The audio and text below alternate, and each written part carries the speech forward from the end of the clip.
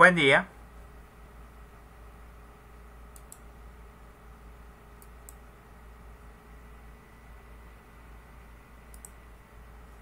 Vamos a cerrar esto. Bueno, ya hemos acaparado todo esto. Vamos a tocar los temas de ética.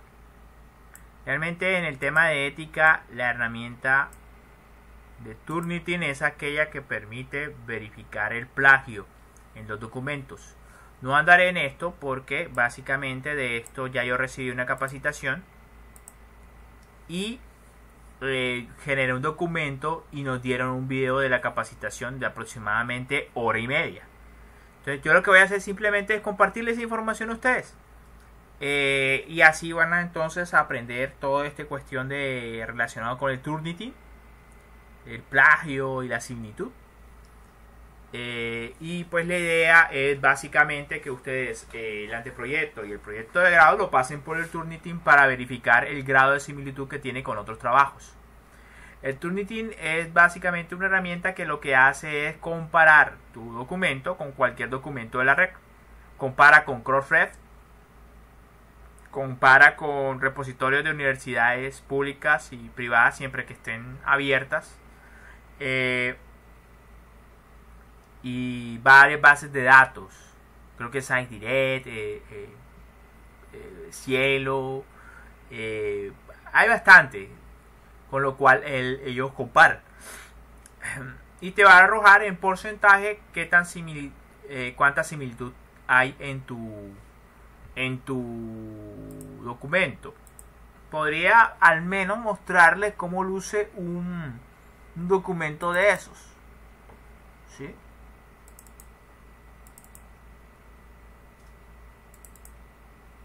Vamos a ver.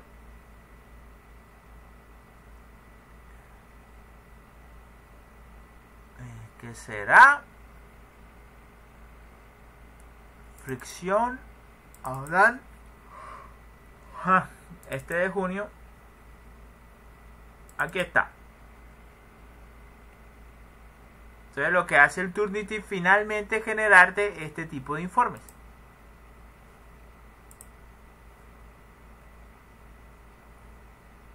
%, de similitud, 3% de fuentes de internet, 1% de publicaciones y 11% de trabajos de otros estudiantes.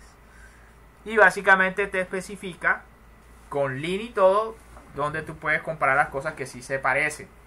Entonces, ahí está. Y eso que es un documento completamente original y aún así hay cosas similares. ¿Qué cosas son similares? Pues los invito a ver el Turnitin. Pero ¿qué puede ser similar? Una referencia bibliográfica puede ser similar. O sea, la forma como tú citas puede ser similar. El formato de la Universidad del Atlántico es algo que se encuentra disponible para el público. Así que muchos otros anteproyectos también tienen ese formato y por lo tanto será similar cuando hagas la comparación. Entonces, obviamente lo que se evita es que, por ejemplo, hayas copiado y pegado textualmente un párrafo de alguien más y no lo cites correctamente. Eso es un similar, pero también es un plagio. Ese tipo de cosas es lo que se quiere evitar y es principalmente lo que busca el Turnitin. Entonces, cumplo al menos con decirle eso y yo le estaré enviando la información del Turnitin a ustedes. Vamos a ver dónde es que la tengo. UA, proyectos, pregrado. Bueno, ya me acordé. Pregrado, capacitaciones. No. UA. Entonces, en CAP está la capacitación de Turnitin, que hay un video en formato MP4. Contrataron ustedes. No, eso es nada más el audio. Esta es la capacitación.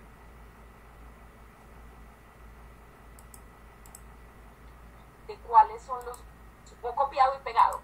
Que son los encargados de enviarlo todo bien citado entre ustedes, pero medio realista. ¿Qué es este 38%? Si les gusta tener una mini para que esta... definitivamente sí me voy a paralizar acá. Uno en Turnitin como profesor es un instructor. Entonces uno tiene posibilidades como instructor de crearle sesiones a los estudiantes para que cada uno vaya y verifique su similitud y también revisar el documento. Pero yo la verdad no me gusta utilizar la plataforma para hacer revisiones, sino simplemente para verificar similitud y plagio. Es principalmente para lo que yo la utilizo. Entonces, en todo caso, pues ahí está el video que yo les voy a compartir. De todas maneras,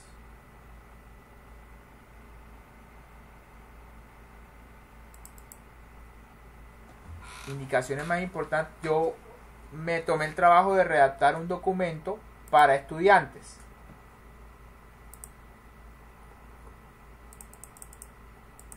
Creo que es esta. Sí, es esta.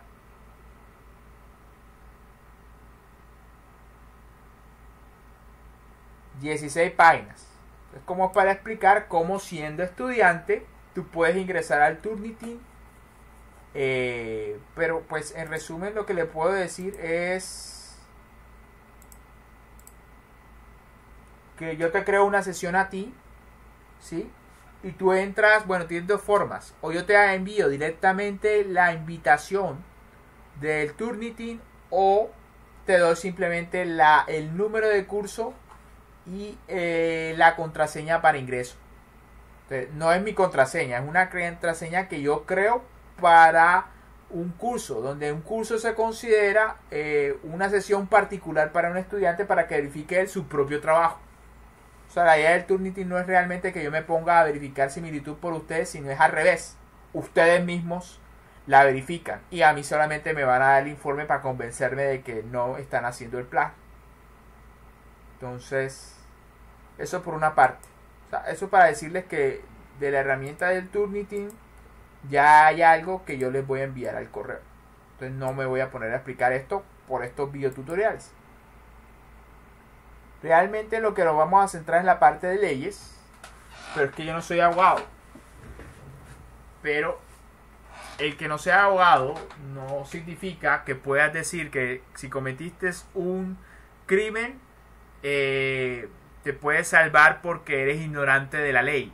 Falso. O sea, eso podría ser un atenuante, pero el desconocimiento no es una excusa para no cometer crímenes. Al contrario, tu ignorancia te llevará a cometer crímenes sin que lo sepas y aún así vas a tener que pagar. Entonces, en ese caso,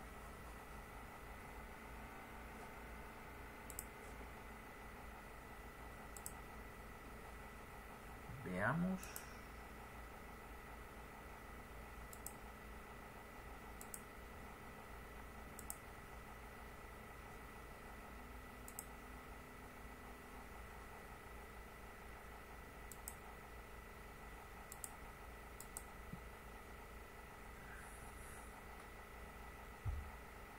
Veamos aquí en un capítulo de ética recorté unas cosas puntuales de ASIEN, es la Asociación de Ingeniería Mecánica, bueno, aquí está, ASIEN, Consejo Profesional Nacional de Ingenieros de Ingenierías Electrónicas, Mecánicas y Profesional Afines. Lo bueno de ASIEN, bueno, no sé si decir que bueno, ellos son los que te dan la tarjeta profesional.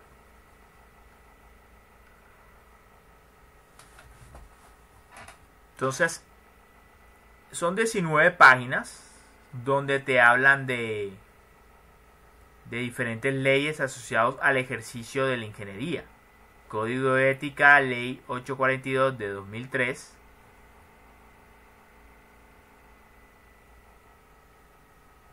Las normas no pueden imponer patrones de comportamiento a los profesionales de la ingeniería referidos a un modelo de vida que se desea impulsar en desmedro de la autonomía personal. Las normas disciplinarias deben tener un grado de determinación aceptable constitucionalmente con conceptos que no pueden ser absolutamente imprecisos o inciertos, pues conduciría al juzgador con criterios subjetivos al darles contenido. Entonces realmente hay varias jurisprudencias, pero yo quería como concentrarme en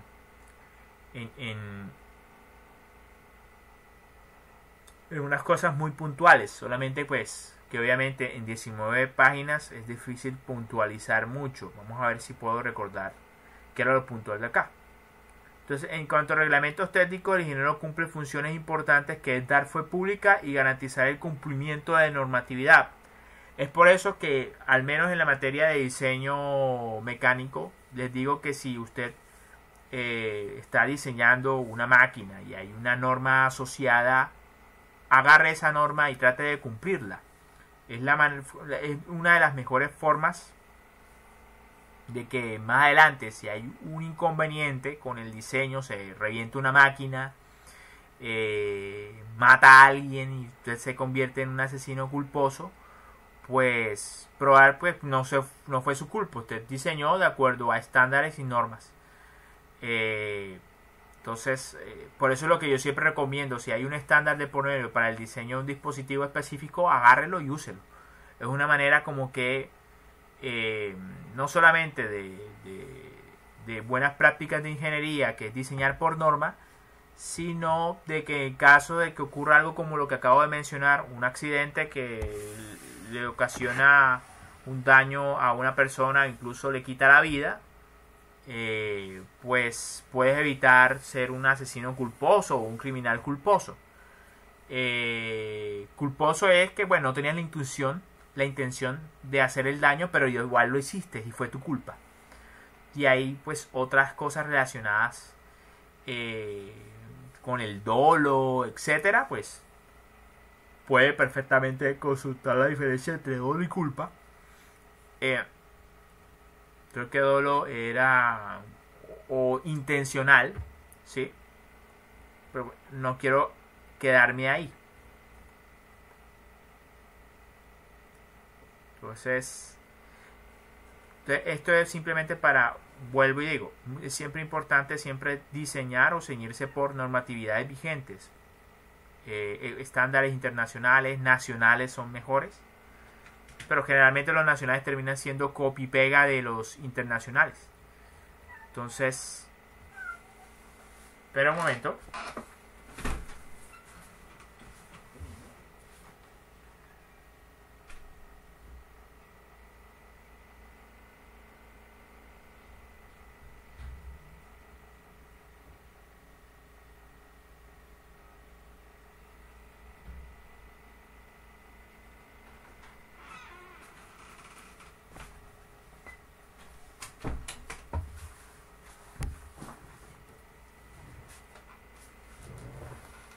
A ver si puedo encontrarlo de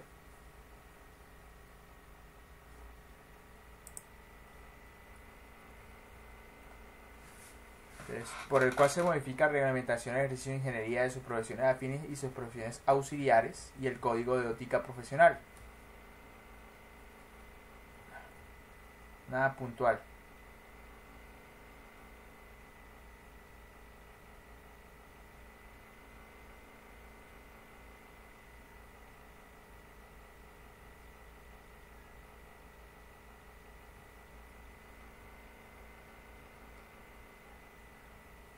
Bueno, esto tiene más que ver con la obtención de la tarjeta profesional.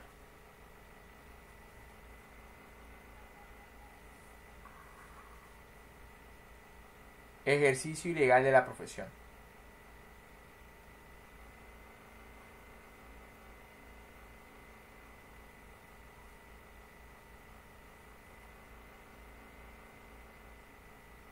Código de ética para el ejercicio de la ingeniería en general y sus profesiones afines y auxiliares. Disposiciones generales. Bueno, debía haber señalado qué era lo importante de todo este documento.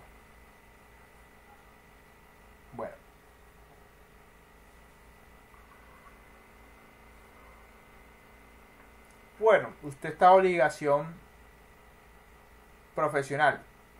custodiar y cuidar los bienes, valores, documentación e información que por razón del ejercicio de su profesión se le hayan encomendado o los cuales tengan acceso.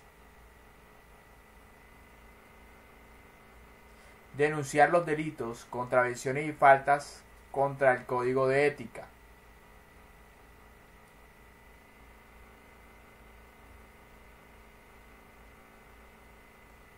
Está prohibido ejecutar actos de violencia, malos tratos, injurias o calumnias.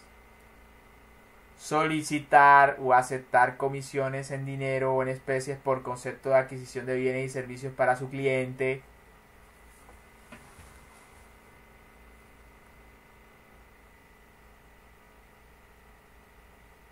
Incumplir obligaciones civiles. Causar intencional o culposamente daño o pérdida de bienes o elementos de equipos que hayan llegado a su poder por razón del ejercicio de su profesión. Bueno, entonces aquí vamos viendo ya unas cosas un poquito más interesantes, aparte de lo que había puntualizado de que en su ejercicio profesional debe dar fe pública. Pero principalmente nos habíamos concentrado en lo de garantizar cumplimiento de normatividad. O sea, siempre procurar agarrar una norma ahí de por medio, nacional e internacional, y ejercer tus acciones acorde a esa norma. Entonces, pero ya vimos otras cosas más interesantes.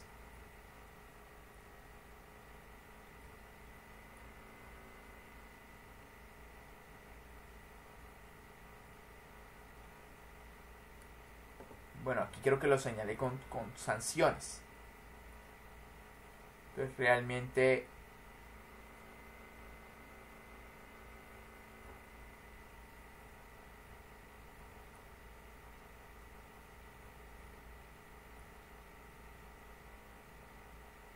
esta parte, deberes y obligaciones, me pareció interesante de lo que habíamos leído hasta ahora.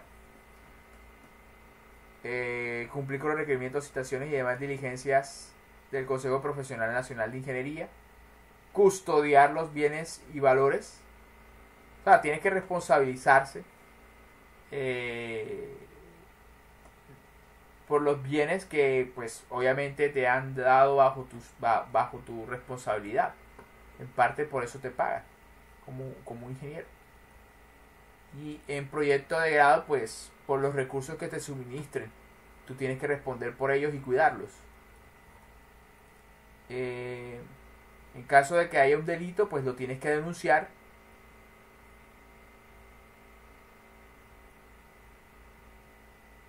Y bueno, aquí son cosas que pues se consideran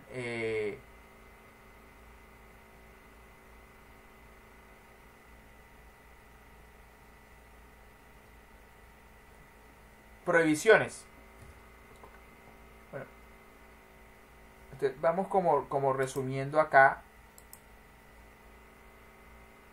de la parte de leyes lo más relevante. Entonces vamos a crear un documento adicional.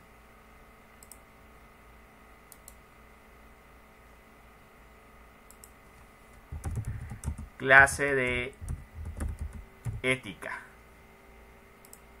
Bueno, ya lo del Turnitin les dije que no.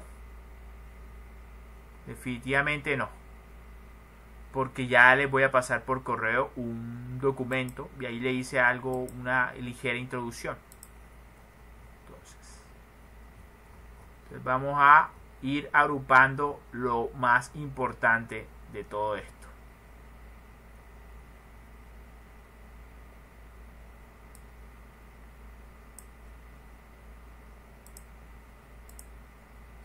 Entonces, funciones éticas. Dar fe pública.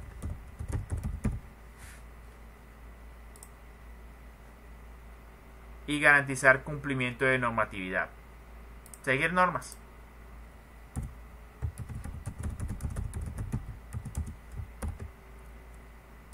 Bueno, procurar usar normas en su ejercicio.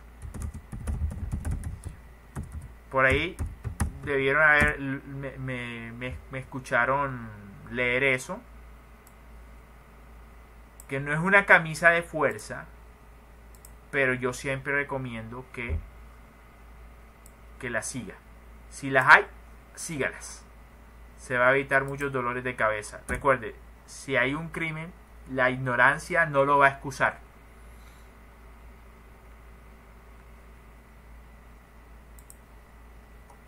Y por aquí vi algo muy interesante.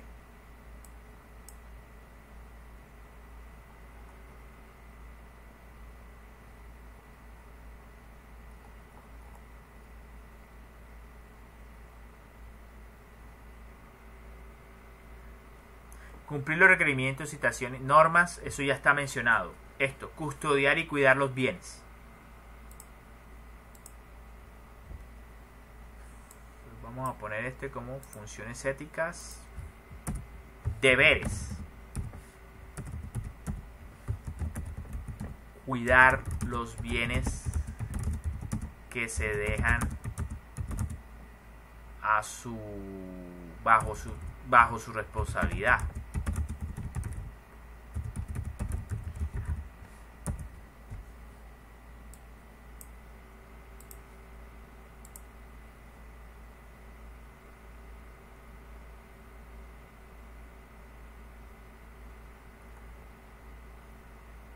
Denunciar delitos.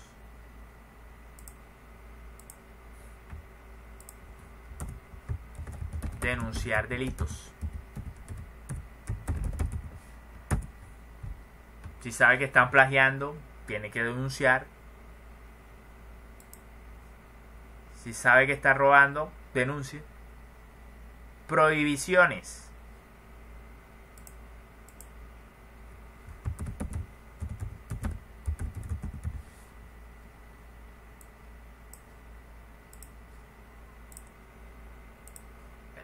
Nombrar, elegir.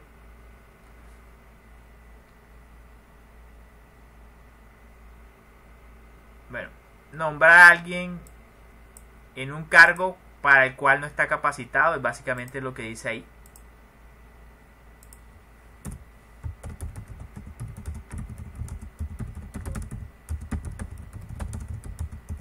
Citado.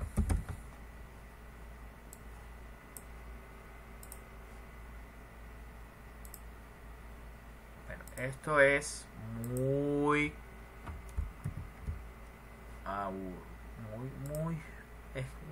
la ley no es fácil de, no siempre será interesante, pero bueno, es la ley.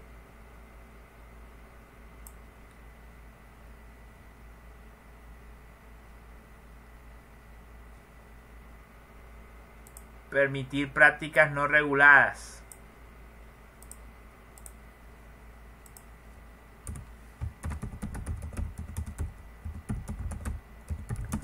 No reguladas.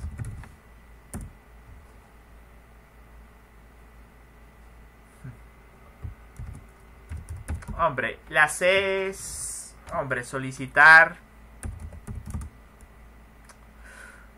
Sobornos. Es una palabra horrible, pero básicamente es lo que quiere decir C.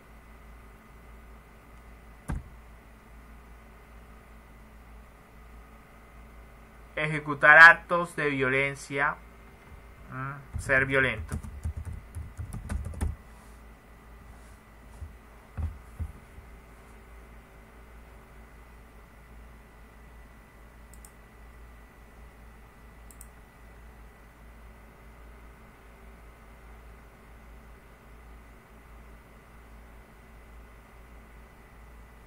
Incumplir obligaciones civiles y causar daños.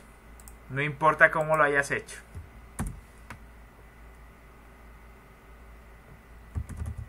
Incumplir funciones, causar daños. O sea, no importa si no fue tu intención, no importa. Eso, si causas un daño, es un crimen. Ya hay que analizar si fue tu intención, si fue negligente. Entonces,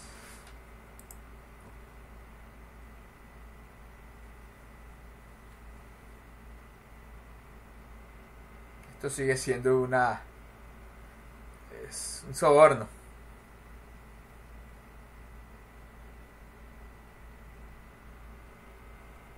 Esta es interesante. Inhabilidades.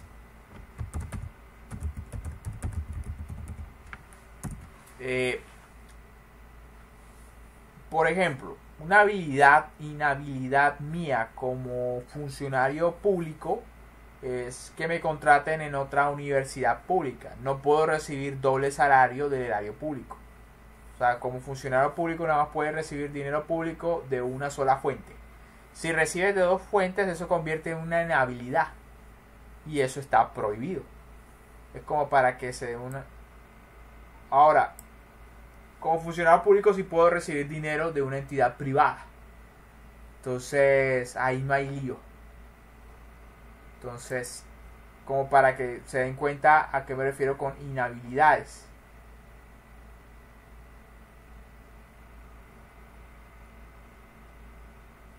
Bueno, y aquí ya vamos más relacionado al Turnitin. La parte de derechos de autor. Entonces, bueno, creo que esto era realmente lo que debía resaltar. Entonces, esto no me voy a poner a hacer resumen acá. Simplemente ya saben que está indicado en rojo, como por la página 4. Y aquí dice todo lo que está relacionado con prohibiciones del derecho de autor. Utilizar sin autorización de sus legítimos autores trabajos profesionales propios, los estudios, cálculos, planos, diseño y software y demás documentación perteneciente a aquellos, salvo que la tarea profesional lo requiera, caso en el cual se deberá dar aviso al autor de tal utilización. O sea, básicamente pide permiso al autor original para utilizar su información. Difamar, denigrar o criticar injustamente a sus colegas también está prohibido. Usar métodos de competencia desleal con los colegas. Designar o influir para que sean designados en cargos técnicos que deban ser desempeñados por los profesionales que tratan presente código. Proponer servicios de reducción de precios luego de haber conocido las propuestas de otros profesionales. Esto hace parte de competencia desleal. Un ejemplo de eso, ¿cuál es? Ahora una licitación. Y entonces usted se llega a enterar de cuánto está ofreciendo la empresa A. Le ofrece a la universidad, por ejemplo, un servicio por 10 millones. De alguna manera, uno de vivo, conociendo esa información, entonces ofrece 8. Obviamente la universidad elegirá al más económico. Entonces, eso es una competencia desleal, no porque haya ofrecido un precio menor, usted lo puede hacer, sino porque lo ha ofrecido a sabiendas de cuánto ofrecían los otros. Entonces, eso es competencia desleal. Entonces, la única forma de que sea legal es que usted de verdad haya ofrecido un precio económico porque de verdad ofrece ese precio económico. No porque se haya enterado fraudulentamente de cuánto ofrecen los otros. Entonces,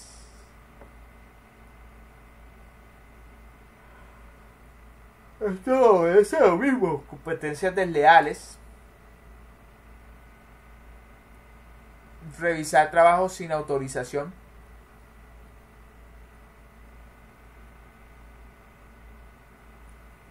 Sanciones. Amonestación escrita. O sea, vienen y te documento ahí donde te regañan. Suspensión en ejercicio de la profesión hasta por 5 años. Uy, claro. Aquí simplemente derechos de autor.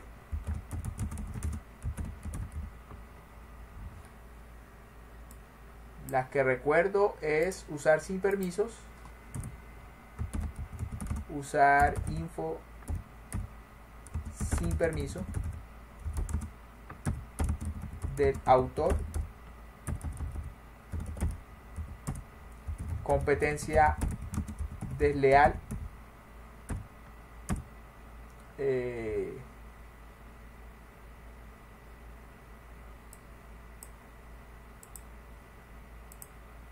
sin permiso del autor. Yo mencionaría o sin mención. Ese es el plagio. Utiliza una información que es de alguien más y no especifica que es de alguien más. O sea, generalmente uno utiliza mucha información de otros y a veces sin pedirles permiso. Pero ahí lo que es más grave, al menos a nivel de proyecto de grado, es no decir que es de alguien más. Eso se llama plagio. Competencia desleal, difamar, vi por ahí. Revisar sin permiso. O sea, revisar el trabajo de otros sin que te haya dado la autorización para que lo hayas hecho así. O sea, para que revises. Fue como lo más relevante que vi. Y bueno, lo más importante es consecuencias. ¿Qué me puede pasar?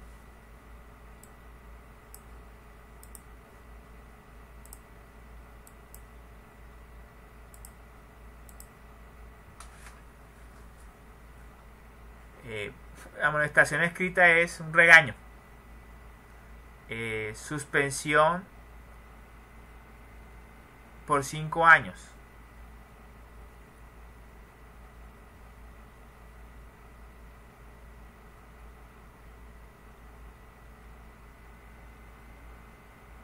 Bueno, hablan de los términos de la suspensión dependiendo de qué tan grave fue la cosa.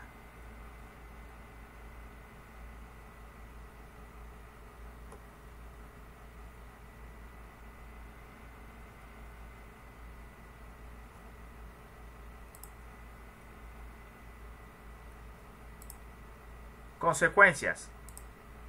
Amonestación.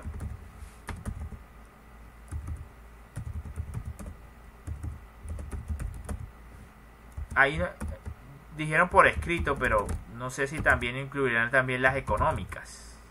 Una multa. Habría que leer más adelante a ver si lo especifican. Pensaría yo que sí.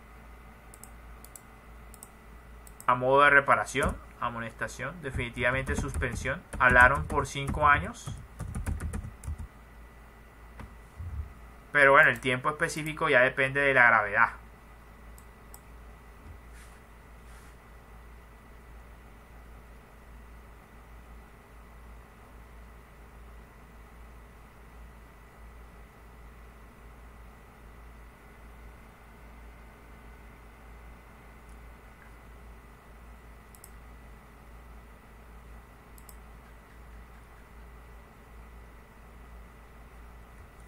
Bueno, ahí vi hasta 5 años, ¿no?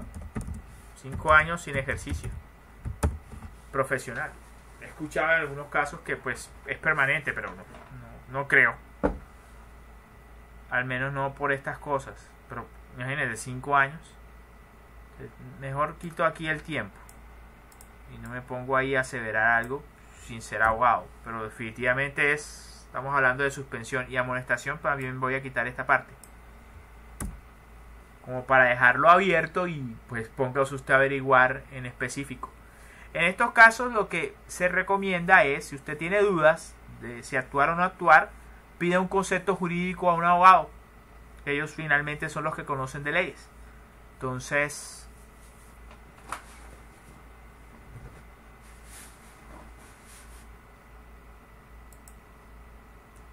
y bueno, esto sí definitivamente era algo que quería resaltar, que es un caso muy famoso de un ejemplo de plagio. Escándalo académico amenaza con llegada a estrados judiciales y tienen apuros. Lo que pasa es que el plagio es un crimen. Entonces, tienen apuros una historiadora de la UIS cuya tesis de pregrado es la misma que un estudiante de maestría que hizo en 2010 en Morelia, México. Entonces, ¿qué le iba a pasar a esta señora? Bueno, el plagio fue el 90%, como descarada.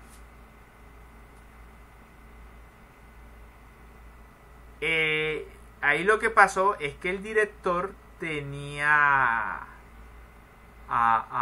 por estudiante a 2 personas diferentes, uno en México y otro en Colombia. El mexicano fue el primero en hacer la tesis y la colombiana fue la copiona. Entonces, creo que ahí lo que pasó es que aparentemente el tutor fue el que se prestó para eso. Entonces, sí, no creo que revisando el documento de la colombiana no se hubiera dado cuenta que era del mexicano. Seguramente él mismo se prestó para eso. Pero ajá, es mejor no aseverar, porque entonces...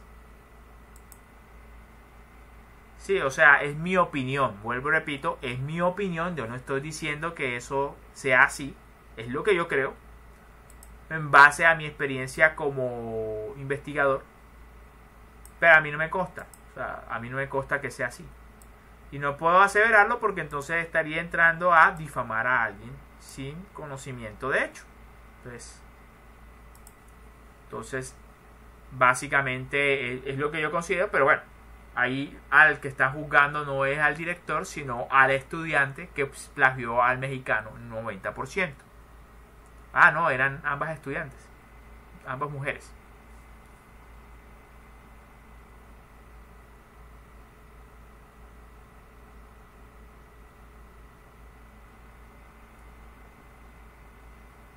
Entonces vamos a ver qué cosa le hicieron. Para 2005 la tasa de plagios de los contenidos digitales estaba en el 25%. Uy, madre, bastante. En 2011 superó el 44%, en 2014 ascendió al 63%. Según registro de la compañía londinense Digital Media Rights, encargada de protección y reconocimiento de los derechos de propiedad intelectual.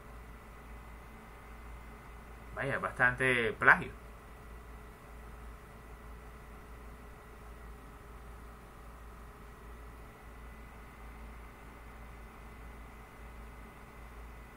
Bueno, aparte de eso, la colombiana como que accedió a una beca de maestría gracias a ese documento. Así que la primera consecuencia inmediata es que como pues perdió su beca de maestría.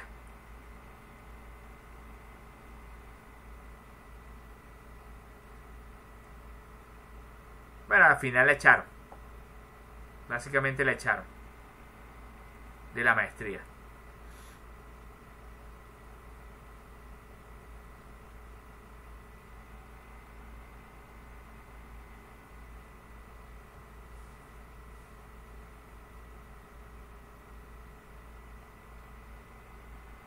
Bueno, no sé qué otras sanciones aparte de retirarle el título de grado habrá en Colombia. O sea, incluso podría perder su título como, creo que historiadora. Y la razón es simple. Si para graduarte el requisito es un proyecto de grado, pero ese proyecto de grado era fraudulento, entonces no cumple el requisito para graduarte y por lo tanto es lógico que le quiten el título.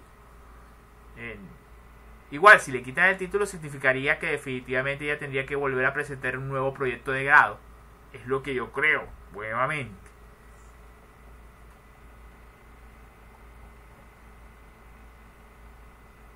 Entonces aquí menciona el Código Penal colombiano, el artículo 270 se refiere a la violación de derechos de autor. Las penas estipuladas implican prisión de 32 a 90 meses. Bueno. Entonces no solamente incluyen amonestación, suspensión, pérdida de la libertad,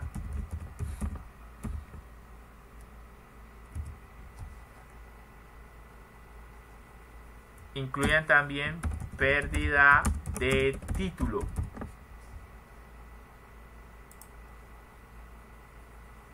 Y una multa hasta 200 millones. Bueno, por eso le decía que lo de amonestaciones solamente escritas no me parecía, también podía ser económicas y pues ahí ven. Obviamente, pues vuelvo y digo, si tiene dudas, pregúntele a un abogado mediante un concepto jurídico. Obviamente te va a cobrar, pero bueno. Y tiempo, 90 meses, eso es, madre. 90 meses y un año son 12 meses. Significa 7 años y medio. 7 años y medio en la cárcel por plagiar. Entonces,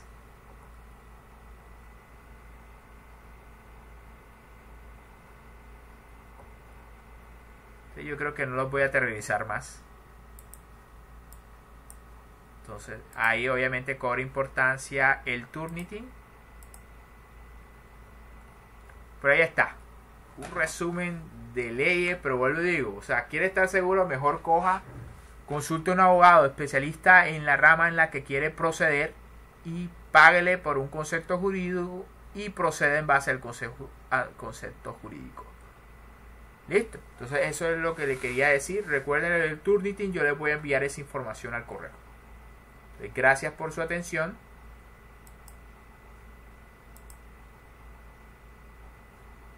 Y vamos a parar el video.